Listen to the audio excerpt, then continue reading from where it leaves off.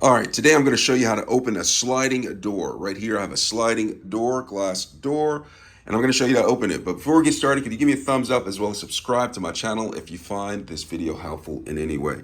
So it's nice outside. I want to open up the sliding door, and to open it, it's currently locked, okay? It will not open. All right, in order to unlock it for this door, I'm just going to come right here, and there is a latch right here, and I'm just going to press it down. And once it's pressed down, I'm able to open the door like that. You see it? It opens up nice. Now, in order to shut it and lock it, you always want to shut and lock it just in case, you're leaving. You don't want anybody coming on your balcony. I don't know anybody who would want to jump up here and come in here, but just in case, in order to shut it and lock it, just go ahead and take the door, swing it and close it, and make sure that it's flush with the door wall right here, the frame. Make sure it's flush and even.